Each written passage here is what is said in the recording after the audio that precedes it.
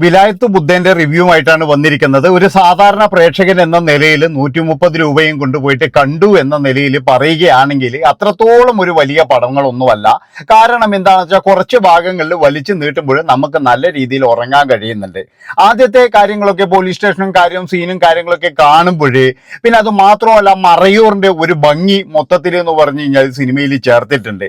മറയൂർ എന്ന് പറയുന്ന ഒരു സിനിമ, മറയൂറിൽ വെച്ചൊരു സിനിമ എടുക്കുമ്പോഴേ അവിടെ ക്യാമറ വെറുതെ കൊണ്ട് വെച്ച് കഴിഞ്ഞാൽ തന്നെ അതൊരു വലിയ ഫ്രെയിം തന്നെയാണ്. അങ്ങനെ നോക്കുമ്പോഴേ നല്ല രീതിയിലുള്ള ഫ്രെയിമും കാര്യങ്ങളൊക്കെ കിട്ടിയിട്ടുണ്ട്. പൃഥ്വിരാജും അതുപോലെ തന്നെ ഷമ്മി തിലകനും നല്ല രീതിയിൽ അഭിനയിച്ചിട്ടുണ്ട്. ഒരുപക്ഷെ എനിക്ക് തോന്നുന്നത് തിലകൻ തിരിച്ചു വന്നു എന്നാണ് എനിക്ക് തോന്നിയിട്ടുള്ളത്. കാരണം തിലകന്റെ ആദ്യം ആ ഒരു എന്താ പറയുക, എവിടെയോ നമുക്ക് തിലകന ആ ഒരു ഇത് ചെയ്ത് എടുക്കാൻ വേണ്ടി കഴിയുന്നുണ്ട്. അതായത് ചാക്കോ മാഷെ നമുക്ക് തിരിച്ചറിയാൻ കഴിയുന്നുണ്ട് എന്നാണ് എനിക്ക് തോന്നിയിട്ടുള്ളത്. പിന്നെ മറ്റൊരു കാര്യം പറയുകയാണെങ്കിൽ വലിച്ചു നീട്ടൽ എന്ന് പറഞ്ഞു കഴിഞ്ഞാല് ഈ ക്രിഞ്ചില്ലേ, മറ്റേ ഇവന്റെ ഈ നമ്മളെ കോക്കിന്റെ ഭാഷയെ പറഞ്ഞു കഴിഞ്ഞാൽ ക്രിഞ്ചുകൾ ഒരുപാടുണ്ട്. കാരണം ഇത് ആരെയോ അനുകരിക്കുന്നത് പോലെ ഏതോ ഭാഷയിലുള്ള, ഇപ്പൊ പുഷ്പ എന്ന് പറയുന്ന സിനിമയെ പോലെയാണ് എന്ന് പറഞ്ഞു കഴിഞ്ഞാൽ പുഷ്പയെ അനുകരിക്കാൻ വേണ്ടി നോക്കുന്നത് പലപ്പോഴും കാണാൻ കഴിഞ്ഞിട്ടുണ്ട്. അത് സംവിധായകന്റെ പരാജയം തന്നെയാണ്. കാരണം ഈ പൃഥ്വിരാജ് ആയാലും പുഷ്പയുടെ ചില ഇന്നലാക്കിയിട്ട് അതൊന്നും അതിൻ്റെ ഒന്നും ആവശ്യമില്ല. എന്തിനാ നീ പാൻപരാഗി ചവച്ചു വെക്കുന്നത്, എന്തിനാ മുറുക്കാൻ ചവച്ചു വെക്കുന്നത്, എന്തിനാ ബീഡി എത്തിക്കുന്നത്, അതിൻ്റെ ഒന്നും ആവശ്യമില്ല.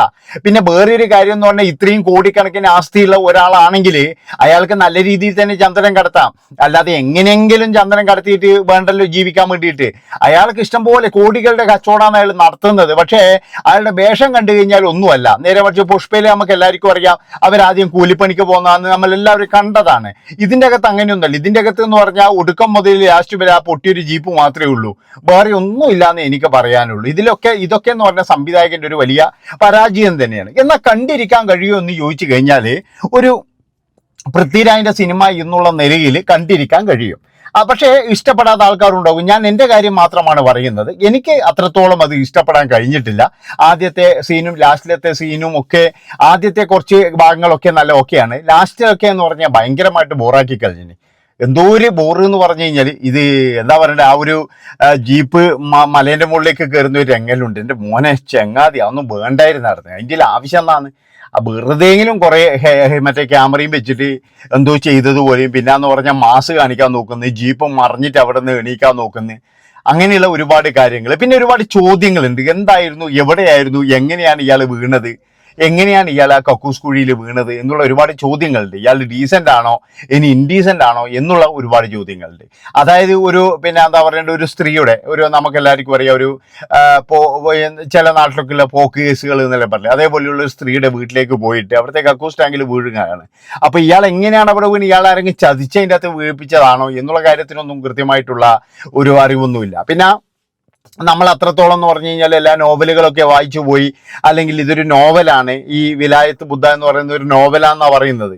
അപ്പം നോവൽ വായിച്ചു പോയിട്ട് നമ്മൾ സിനിമ കാണുന്നൊന്നുമല്ല. അപ്പോൾ നമുക്ക് അത്രത്തോളം ഒരു ബുദ്ധിയൊന്നുമില്ല. നമ്മൾ എന്ത് ചെയ്യണം എന്ന് പറഞ്ഞാൽ ഈ സിനിമയെ തന്നെ എല്ലാം കാണിക്കുക വേണ്ടത്. എങ്ങനെയാണ് അയാൾ അവിടെ വീണത്, അതിലെന്തെങ്കിലും ഒരു ചതിവുണ്ടോ, അല്ല ഇയാളുടെ ചന്ദ്രൻ മാത്രം ലോകത്താരും കാണുന്നില്ല, അവസാനം ഇയാളുടെ ചന്ദ്രന്മാരെ മുറിച്ചുകൊണ്ട് പോകുന്നു, ഇങ്ങനെയുള്ള കാര്യങ്ങളൊക്കെയാണ്. ഇതൊക്കെ ഉണ്ടാക്കാം. നമുക്കെല്ലാവർക്കും അറിയാം, മറയൂർ എന്ന് പറഞ്ഞാൽ തന്നെ ചന്ദനവും അതുപോലെ തന്നെ എന്ന് പറഞ്ഞു കഴിഞ്ഞാൽ ഈ ഒരു ചന്ദനമരവും പിന്നെ ശർക്കരയുമാണ് അവിടുത്തെ പ്രധാനപ്പെട്ട കാര്യങ്ങൾ തന്നെ. നമുക്ക് എല്ലാവർക്കും അറിയുന്ന കാര്യങ്ങളാണ്. അത് തന്നെയാണ് ഈ സിനിമയിലും വന്നിരിക്കുന്നത്. ഞാൻ പറഞ്ഞില്ല, ഇത് കുറച്ചും കൂടി ഉഷാറാക്കാമായിരുന്നു.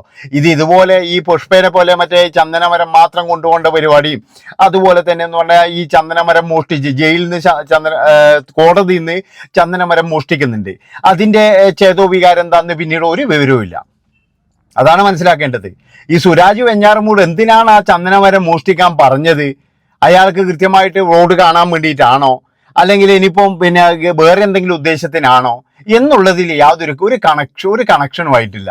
എന്തിനാണ് സുരാജ് വെഞ്ഞാറമൂടിനെ കൊണ്ടുവന്നിനെ എന്ന് പോലും നമുക്കറിയില്ല. അതായത് ഒരു ജഡ്ജിയാണെന്ന് പറയുന്നുണ്ട്, കോപ്പറ്റ് വെറുതെ വന്നിട്ട് കുറച്ച് ആഹാരം കഴിക്കുന്നത്, പിന്നെ ഇവിടുന്ന് ഓടുന്നത്, അത്ര മാത്രമേ ഉള്ളൂ. എന്തോ 2-3 സീനിന് വേണ്ടിയിട്ട് മാത്രം ഈ സുരാജ് വെഞ്ഞാറമൂടിനെ കൊണ്ടുവന്നിട്ടുണ്ട്. അതിൻ്റെ ഒരു ആവശ്യം ഉണ്ടോ എന്ന് ചോദിച്ചു കഴിഞ്ഞാൽ ഒരിക്കലുമില്ല. അതിൻ്റെ ആവശ്യം എന്തെന്നാണ് വെറുതെങ്കിലും മറ്റേ നിർമ്മാതാക്കളെ കുറച്ച് പൈസ പോയി എന്നല്ലാണ്ട് ഒരു പിന്നെ എന്താ പറയുക 407 ലോറിയും തല്ലി പൊട്ടിച്ചിട്ടേ വിട്ടു, അത്രയേ ഉള്ളൂ. വേറെ ഒന്നും സംഭവിച്ചിട്ടൊന്നുമില്ല.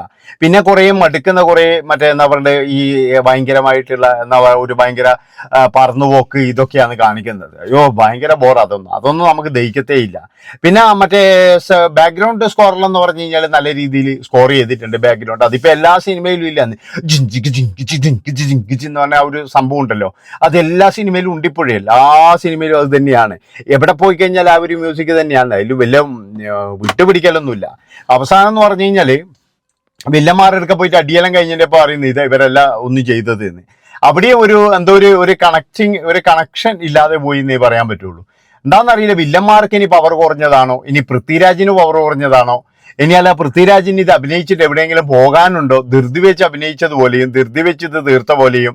അല്ലാതെ ഇത് പിന്നെ ചില സമയത്തൊക്കെ നമുക്ക് തോന്നുന്നതെന്ന് വെച്ചാൽ പൃഥ്വിരാജ് എപ്പോഴോ വന്നിട്ട് അഭിനയിച്ച സംഭവം ഇപ്പോഴും വന്നിട്ട് അഭിനയിച്ച സംഭവം നമുക്ക് കൃത്യമായിട്ട് മനസ്സിലാക്കാൻ കഴിയുന്നുണ്ട്. അങ്ങനെ ഈ ഒരു സിനിമയിൽ ഒരു കണ്ടിന്യൂ ആയിട്ടൊരു സീന് പോകുന്നില്ല. അങ്ങനെയൊക്കെ ഒരുപാട് പോരായ്മകളുണ്ട്. പിന്നെ മറ്റൊരു കാര്യം തന്നെ, ഇത് സച്ചിന്റെ അസിസ്റ്റന്റായ ജയനാണ് സംവിധാനം ചെയ്തിരിക്കുന്നത്. അപ്പോൾ ആ സച്ചിന്റെ ആ ഒരു എന്താ പറയുക ഇത് കയ്യൊപ്പ് കൊണ്ടുവരാൻ നോക്കിയിട്ടുണ്ടെങ്കിലും പല സ്ഥലങ്ങളിലും അത് പരാജയമായിട്ടാണ് എനിക്ക് തോന്നിയത്. ഇതൊക്കെ കാണുമ്പോഴാണ് സച്ചി എന്ന് പറയുന്ന ഒരു സംവിധായകന്റെ വില നമ്മൾ മനസ്സിലാക്കുന്നത്. അയാൾ എത്രമാത്രം ആ ഓരോ സിനിമകൾ എടുക്കുമ്പോൾ എത്ര സൂക്ഷ്മതയോട് കൂടിയിട്ടാണ് എടുക്കുന്നത്. അയാളുടെ അസിസ്റ്റന്റ് എടുക്കുമ്പോഴുള്ള മാറ്റങ്ങൾ, അവിടെയാണ് ഈ സംവിധായകന്മാരുടെ ആ ഒരു ബുദ്ധി നമുക്ക് കൃത്യമായിട്ട് മനസ്സിലാക്കാൻ കഴിയുന്നത് എന്നുള്ളതാണ്. അപ്പോൾ ഇതൊക്കെ ആണെങ്കിലും ഞാൻ പറഞ്ഞല്ലോ, ചില ആൾക്കാർക്ക് നല്ല ഇഷ്ടപ്പെടും. ഇപ്പൊ തീയാണ് ഫയറാന്ന്, അല്ലെങ്കിൽ ഭയങ്കര തിയേറ്റർ കത്തിച്ചു പൃഥ്വിരാജ് എന്നൊന്നും കേട്ടിട്ടൊന്നും നിങ്ങൾ പോകണ്ട. ഉള്ള കാര്യം പറയുന്നതിന് എന്താ, നമ്മളെ പൈസ പോകാണ്ടിരിക്കണമെങ്കിൽ. കാരണം എന്ന് വെച്ചാൽ ഞാൻ പറഞ്ഞല്ലോ, ഈ സിനിമയിൽ പുതുമയായിട്ടൊന്നുമില്ല, ഒരു തേങ്ങാക്കൊലിയില്ല പുതുമയായിട്ട്. എല്ലാം നമ്മൾ പുഷ്പ മറ്റേ പല സിനിമകളിലും കണ്ട കാര്യങ്ങളല്ലാതെ എന്തെങ്കിലും ഒരു കാര്യം പുതുമയായിട്ടുണ്ടോ ചോദിച്ചു കഴിഞ്ഞാൽ ഒന്നുമില്ല. ആകാക്കും മറ്റേ എന്താ പറയുക നമ്മളെ ഷമ്മി തിലകന്റെ ആ ഒരു വേഷം മാത്രമാണ് ഒരു പുതുമയായിട്ട് എനിക്ക് തോന്നിയിരിക്കുന്നത്. ഷമ്മി തിലകന്റെ രൂപം, ഭാവം, ആ സൗണ്ട് ഇതൊക്കെ കേട്ടപ്പോൾ നമ്മളെ ഇന്ത്യൻ ഉറുപ്പിയിൽ നമ്മുടെ തിലകൻ സാറ് ചെയ്തു വെച്ച ചില കാര്യങ്ങൾ ഓർമ്മ വന്നു. പിന്നെ സ്ഫടികത്തിലെ ചില കാര്യങ്ങൾ ഓർമ്മ വന്നു. അങ്ങനെയൊക്കെയുള്ള ഒരുപാട് കാര്യങ്ങൾ നമുക്ക് ഓർമ്മ വരാനുണ്ട്. അപ്പോൾ ഒരു മൊത്തത്തിൽ നോക്കുകയാണെങ്കിൽ ഈ സിനിമയ്ക്ക് 100ൽ ഒരു 60 മാർക്കേ കൊടുക്കാൻ കഴിയുള്ളൂ. ഒരിക്കലും നമുക്ക് 100ൽ 60ൽ മേലെ മാർക്ക് എനിക്ക് കൊടുക്കാൻ കഴിയില്ല കേട്ടോ. എനിക്ക് പിന്നെ പയറാന്ന് തീയാണ്. ഞാൻ പറഞ്ഞല്ലോ, എനിക്ക് വലിയ ഇതിലൊന്നും റിവ്യൂ ഒന്നും പറയാൻ അറിയില്ല. എൻ്റെ നയനം സുഖം എങ്ങനെയുണ്ട്, ഞാൻ എങ്ങനെയാണ് ഒരു സിനിമയെ കാണുന്നത്, അതാണ് ഇഷ്ടം. ഞാൻ പറഞ്ഞില്ല, ഈയിടെയായിട്ട് എന്ന് പറഞ്ഞാൽ അഭിഹിതം എന്ന് പറയുന്ന ഒരു സിനിമ ഇറങ്ങി. ചെറിയൊരു സിനിമയാണ്, പക്ഷേങ്കിൽ ഒരുപാട് ഇഷ്ടപ്പെട്ട ഒരു സിനിമയാണ്. കാരണം എന്താ വെച്ചാൽ നമുക്ക് അങ്ങനെ കണക്ട് ആകുന്നുണ്ട് ആ സിനിമ. അതാണ് മനസ്സിലാക്കേണ്ടത്. അത് നമ്മളെ മെയ്ഡും കാഞ്ഞങ്ങാടാണ്, എന്നാൽ അത് നല്ല രീതിയിൽ കണക്റ്റായ ഒരു സിനിമയാണ്. ഞാൻ പറഞ്ഞില്ല, ഈ പിന്നെ പൃഥ്വിരാജായാലും അല്ല ആരായാലും വേണ്ടിയില്ല, നല്ല രീതിയിൽ കണക്റ്റ് ആകണം സിനിമ. അതാണ് വേണ്ടത് അവിടുന്ന്.